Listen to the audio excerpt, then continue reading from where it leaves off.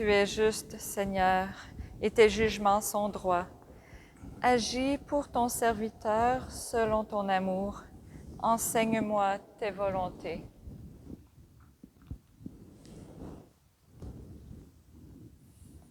Au nom du Père et du Fils et du Saint-Esprit, Amen.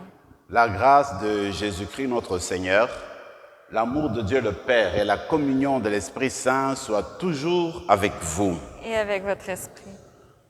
Nous célébrons cette messe pour le repos de l'âme de Laurette et Roméo sauvés. Dès le début de cette célébration eucharistique, tournons-nous vers le Père miséricordieux pour recevoir de lui des grâces et des bénédictions. Je confesse à Dieu Tout-Puissant, je reconnais devant mes frères et sœurs que j'ai péché en pensée, en parole, par action et par omission. Oui, j'ai vraiment péché. C'est pourquoi je supplie la Vierge Marie, les anges, tous les saints, et vous aussi, mes sœurs et frères, de prier pour moi le Seigneur notre Dieu. Que Dieu Tout-Puissant nous fasse miséricorde, qu'il nous pardonne nos péchés et nous conduise à la vie éternelle. Amen. Seigneur, prends pitié. Seigneur, prends pitié. Ô Christ, prends pitié. Ô Christ, prends pitié. Seigneur, prends pitié. Seigneur, prends pitié. Prions le Seigneur.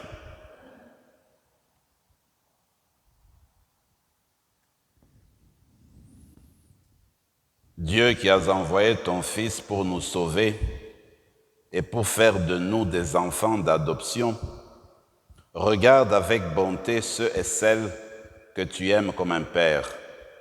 Puisque nous croyons au Christ, accorde-nous la vraie liberté et la vie éternelle. Par Jésus-Christ, ton Fils, notre Seigneur et notre Dieu, qui règne avec toi et le Saint-Esprit maintenant et pour les siècles des siècles. Amen.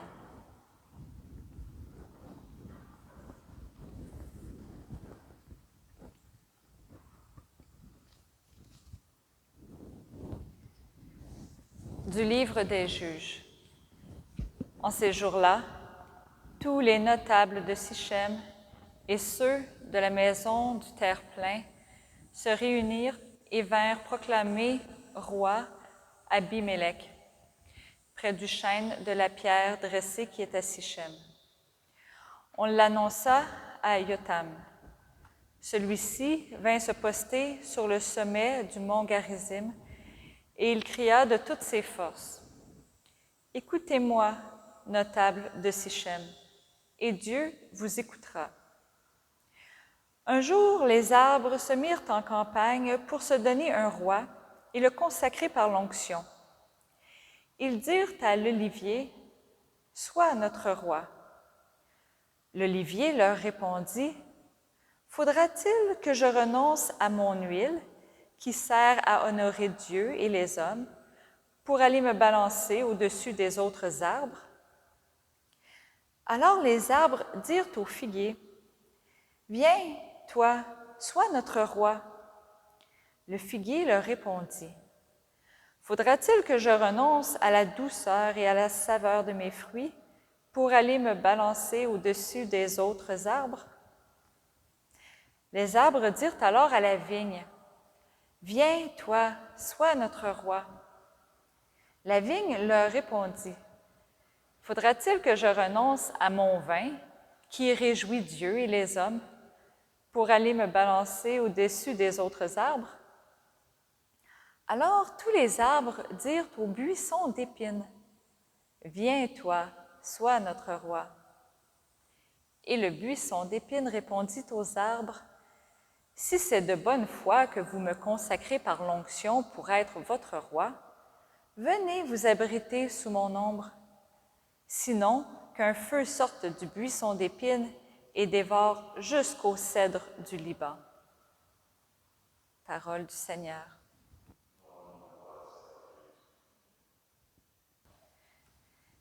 Seigneur, le roi se réjouit de ta force. Seigneur, le roi se réjouit de ta force. Seigneur, le roi se réjouit de ta force. Quelle allégresse lui donne ta victoire. Tu as répondu au désir de son cœur. tu n'as pas rejeté le souhait de ses lèvres.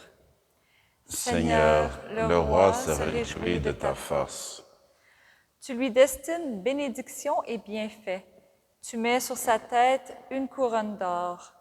La vie qu'il t'a demandée, tu la lui donnes. De longs jours, des années sans fin. Seigneur, le roi se réjouit de ta force. Par ta victoire grandit son éclat. Tu le revêts de splendeur et de gloire. Tu mets en lui ta bénédiction pour toujours. Ta présence l'emplit de joie. Seigneur, le roi se réjouit de ta force.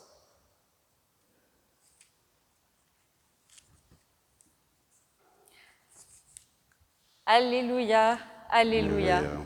Elle est vivante, efficace, la parole de Dieu. Elle juge des intentions et des pensées du cœur.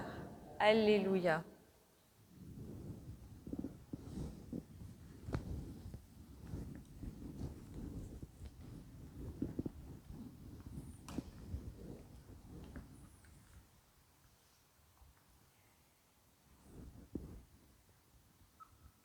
Le Seigneur soit avec vous. Et avec votre esprit. Évangile de Jésus-Christ selon saint Matthieu. Gloire à toi, Seigneur. En ce temps-là, Jésus disait à ses disciples cette parabole. Le royaume des cieux est comparable à un maître d'un domaine qui sortit dès le matin afin d'embaucher des ouvriers pour sa vigne. Il s'est mis d'accord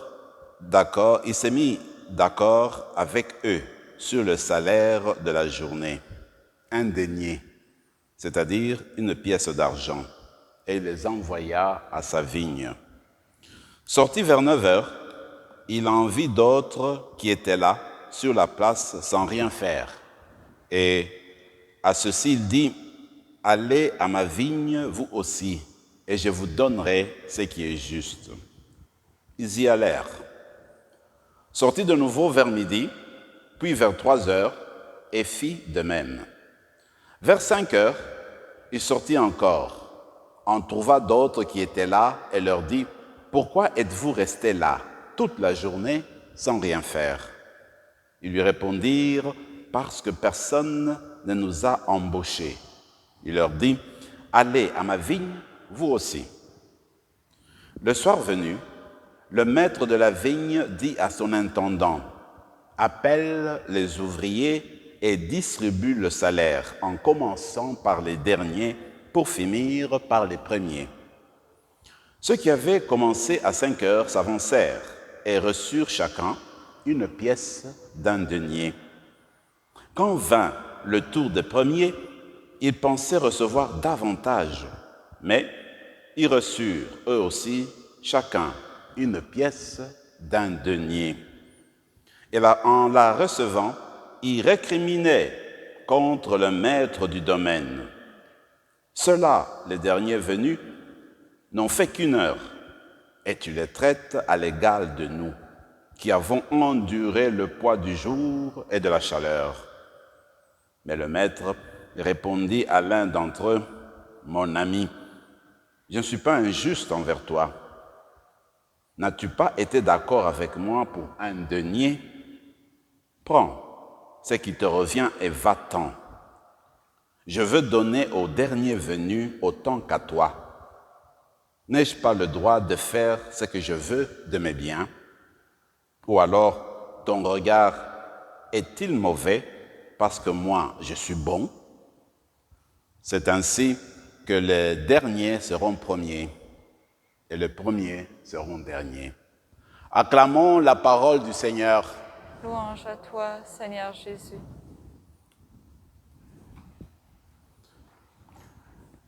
Vous l'avez constaté, il y a quelque temps, on a commencé la lecture du livre des Juges. Cela nous rappelle quand Israël est arrivé en terre promise, il est devenu sédentaire. Parce que tout le temps qu'il traversait le désert durant les 40 années, eh bien, il était, n'est-ce pas, il devait se déplacer tout le temps. Alors à ce moment-là, ils étaient des nomades. Mais voilà que, devenant des sédentaires, il a fallu que le Seigneur leur trouve des personnes pour les guider d'une manière sociale, politique, économique.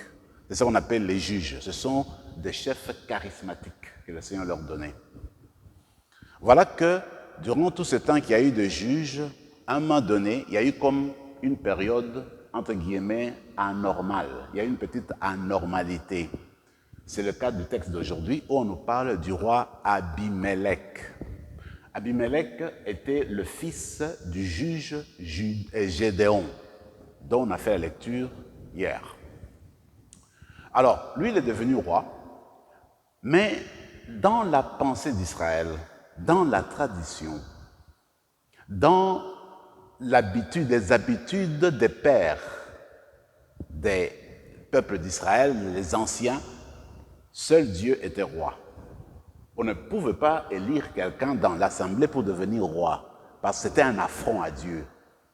C'était, en fait, tourner le dos vers le Seigneur, et puis tourner le dos à Dieu, et puis tendre vers les habitudes des peuples avoisinants. Ce sont eux qui avaient des rois. C'est comme si on embrassait des manières païennes.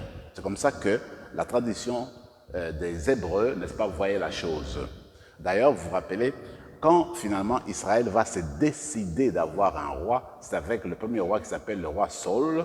D'ailleurs, c'était toute une dispute, une controverse parce que, justement, les prophètes disaient « Seul Dieu est roi ». Si vous choisissez Saul, là, vous allez à l'encontre de la volonté de Dieu et puis vous allez voir qu'il y aura du désordre dans la nation. On pose la question à Dieu, Dieu va tolérer que le peuple d'Israël ait un roi. Mais en fait, ce que je veux dire aujourd'hui, c'est que ce roi-là a existé du temps de juge, le roi Abimelech, mais les choses n'ont pas évolué comme ça devrait.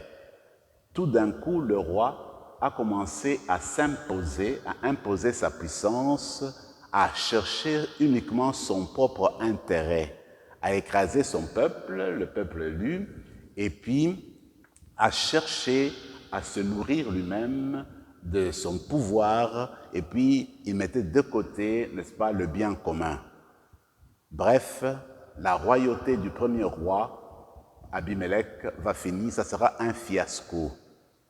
Une leçon à retenir pour Israël à ce moment-là, c'était que ne jamais se trouver un roi, parce qu'en le faisant, eh bien, on fait un affront à Dieu. Deuxièmement, la leçon pour les chefs d'Israël, c'est de dire qu'il faut suivre la voie de Dieu et il faut travailler pour le peuple, il faut se mettre au service du peuple. Le roi, souvent, même chez les païens, quand on le regarde, eh bien, le roi se servent eux-mêmes. Ça, c'est la leçon que Israël va tirer de cette expérience du roi Abimelech. Mais quand nous regardons l'Évangile, nous rappelons que le Seigneur Jésus, à un certain moment, a parlé à ses disciples quand ces derniers discutaient à propos de qui était le premier parmi eux, parmi les disciples. Alors le Seigneur leur dit, écoutez, il ne faut pas faire comme les chefs de nation. Parce que eux les commandent en maître. Vous vous rappelez, c'est en Marc 10, eux les commandent en maître. Hein, ils s'imposent. Mais je ne veux pas que ce soit de même chez vous. Entre vous, celui qui veut être premier, il doit être esclave de tous. Celui qui veut être au premier rang, eh bien, il doit être serviteur. Voilà, en fait, ce qu'on peut retenir de cette première lecture qui nous concerne parce que dans notre manière de vivre, nous sommes appelés toujours à rendre service aux autres. C'est ça notre vocation. Et étant être humain, il y a toujours dans notre cœur cette tendance et désir à devenir une petite reine, un petit roi dans notre milieu de vie. Alors là, on nous rappelle qu'en fait, il faut plutôt être serviteur.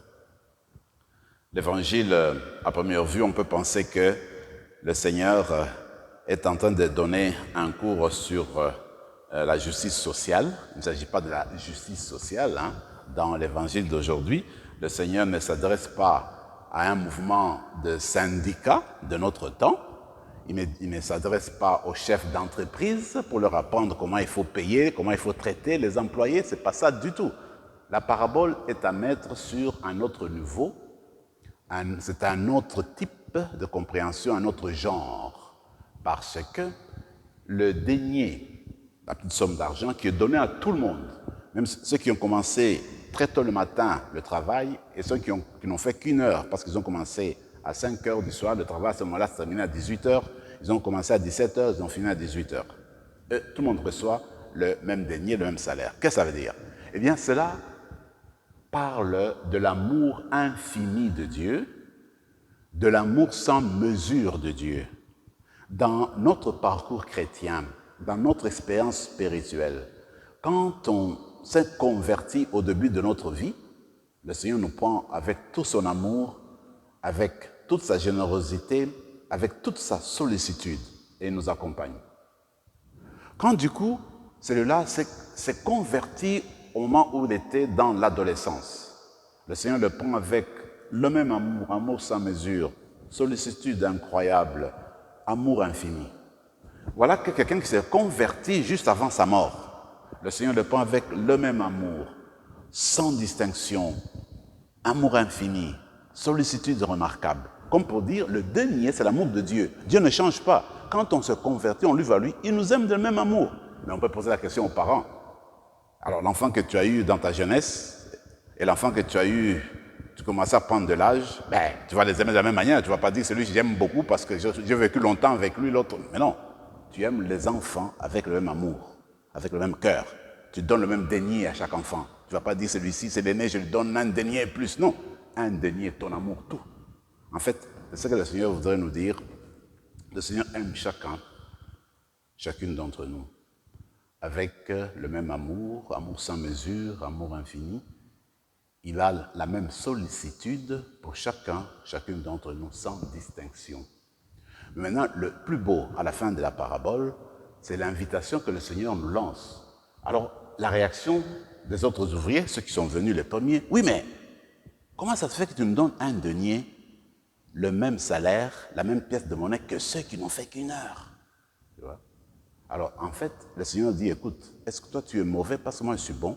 En fait, c'est une invitation que le Seigneur nous lance pour que nous embrassions sa sollicitude, pour que nous entrions dans l'élan de son amour infini, pour que nous arrivions à aimer les autres comme Dieu les a aimés. Alors, il ne faut pas être jaloux de l'amour que Dieu exprime, que Dieu montre aux personnes qui sont indifférentes de nous, des personnes que nous ne connaissons pas, même nous nous étonnons, mais ceux-là ne sont pas des chrétiens, comment ça se fait qu'ils reçoivent la bénédiction de Dieu, par exemple? Comme pour dire que Dieu, c'est le Dieu de l'humanité. Nous ne devons pas être jaloux de la manière que Dieu montre son amour, sa présence dans d'autres contrées, chez d'autres personnes qui nous semblent étrangères à nous. C'est pour dire que Dieu veut que nous entrions dans son élan, que nous aimions comme lui. Parce que nous sommes ses enfants, nous sommes ses fils, nous sommes ses filles, et nous devons aimer comme lui. Voilà la grâce qu'on va demander dans la messe d'aujourd'hui. C'est pas facile, on peut apprendre l'amour de Dieu toute sa vie, toute l'existence, qu'on va aimer comme lui.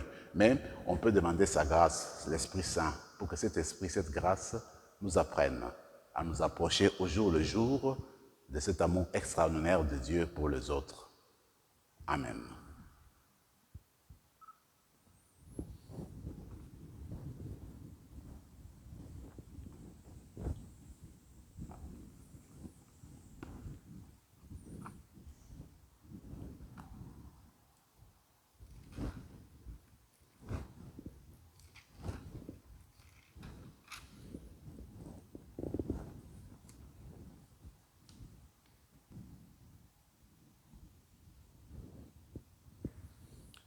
Dieu est béni, Seigneur, Dieu de l'univers, toi qui nous donnes ce pain, fruit de la terre, du travail des hommes et des femmes.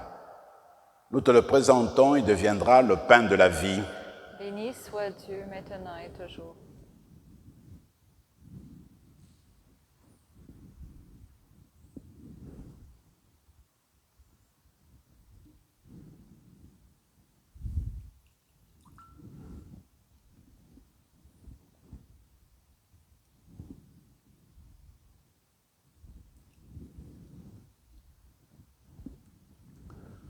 Tu es béni, Seigneur, Dieu de l'univers, toi qui nous donnes ce vin, fruit de la vigne du travail des hommes et des femmes.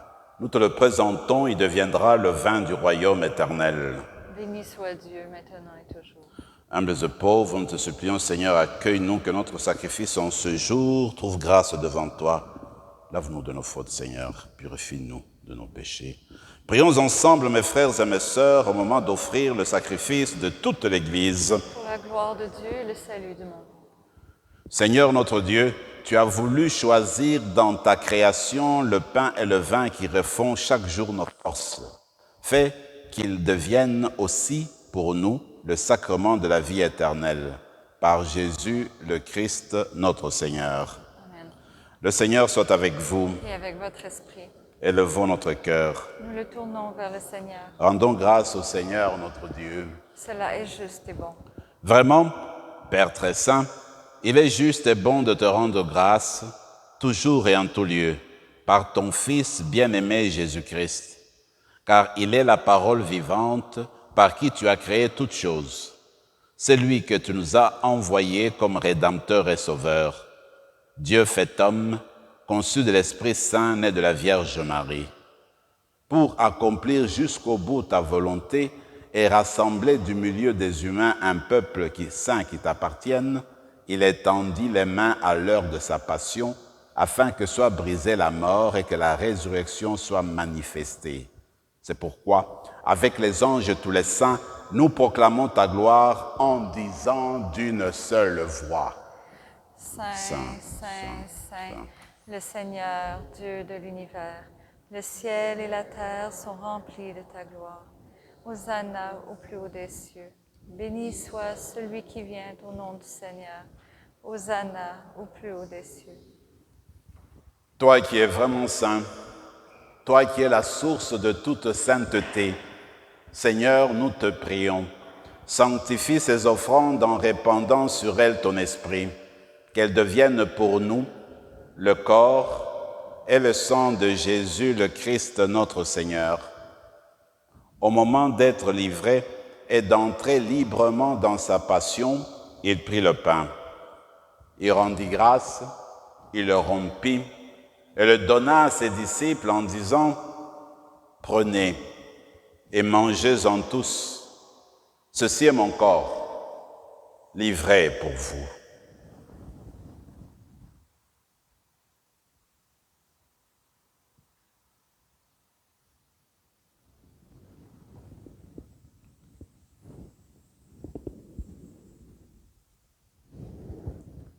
De même, à la fin du repas, il prit la coupe.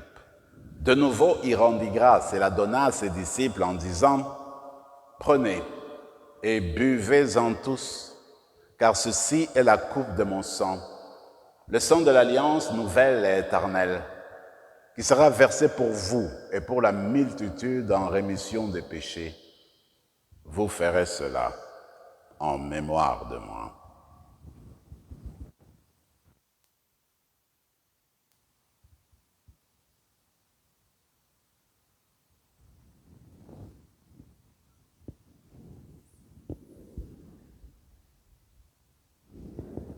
Quand nous mangeons ce pain et buvons à cette coupe, nous célébrons le mystère de la foi.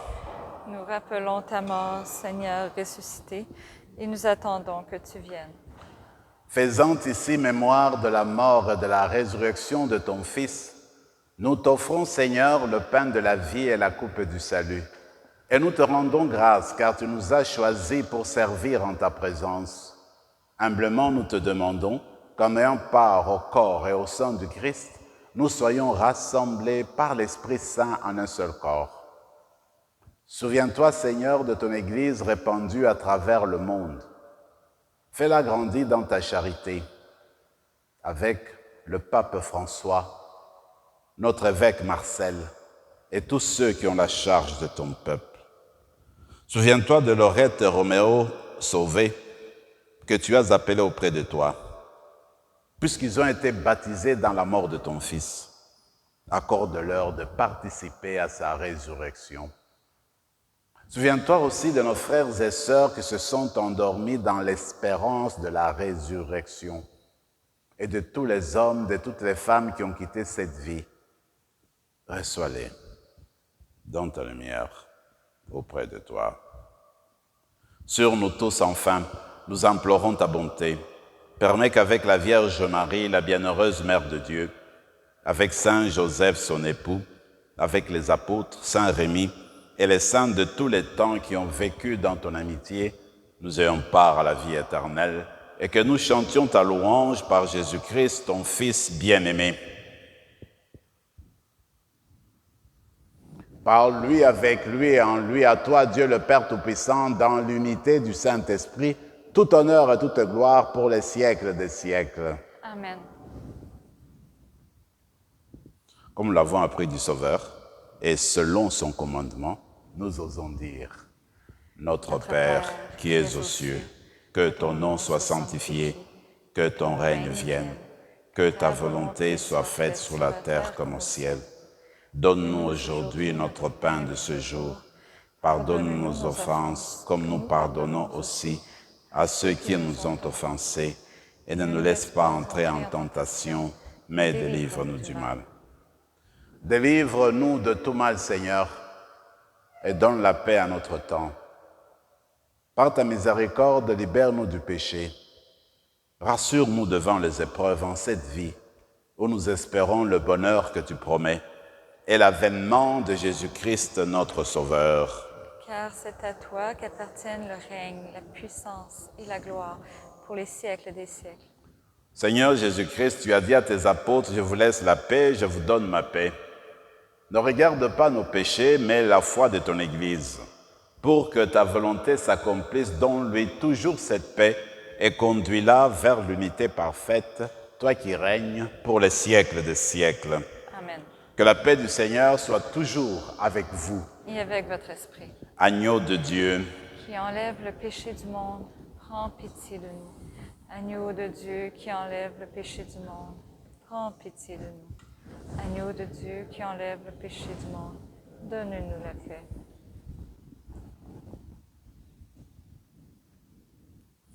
que le corps et le sang de Jésus-Christ, réunis en cette coupe, nourrissent en nous la vie éternelle.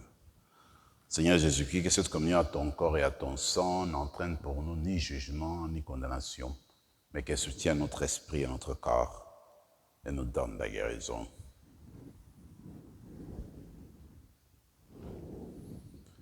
Heureux les invités au repas du Seigneur. Voici l'amour infini du Père. Il est l'agneau de Dieu qui enlève le péché du monde. Seigneur, je ne suis pas digne de te recevoir, mais dis seulement une parole et je serai guéri. Que le corps et le sang du Christ nous gardent pour la vie éternelle. Amen.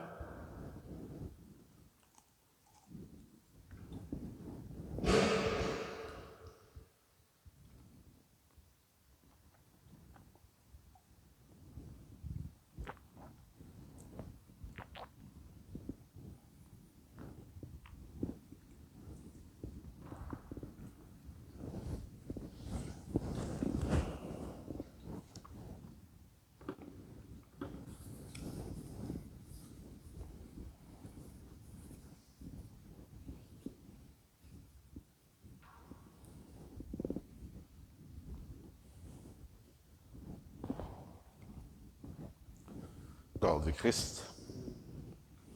Corps du Christ. Corps du Christ. Corps du Christ. Corps du Christ. Corps du Christ. Corps du Christ. Corps du Christ.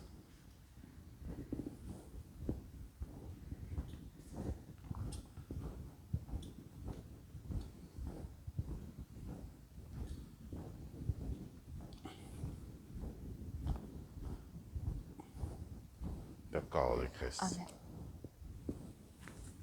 Le corps du Christ.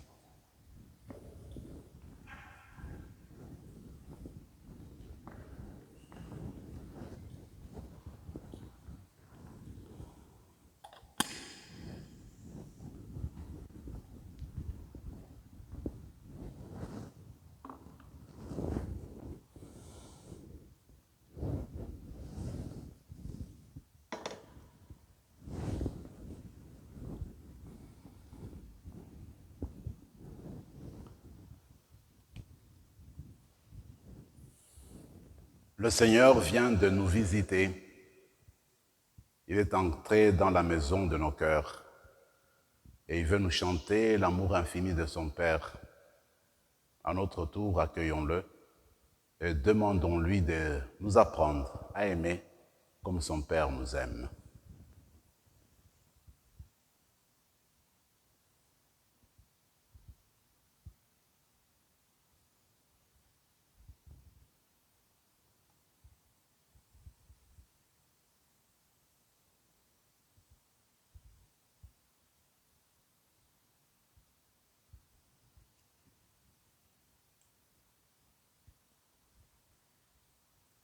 Je suis la lumière du monde, dit le Seigneur. Celui qui me suit ne marchera pas dans les ténèbres, il aura la lumière de la vie. Prions encore le Seigneur.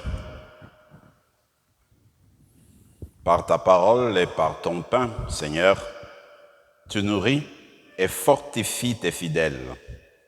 Accorde-nous de si bien profiter de ces dons que nous soyons associés pour toujours à la vie de ton Fils, lui qui vit et règne avec toi maintenant et pour les siècles des siècles. Amen. Le Seigneur soit avec vous Et avec votre esprit. et que Dieu Tout-Puissant vous bénisse, le Père, le Fils et le Saint-Esprit. Amen. Allez dans la paix du Christ. Nous rendons grâce à Dieu.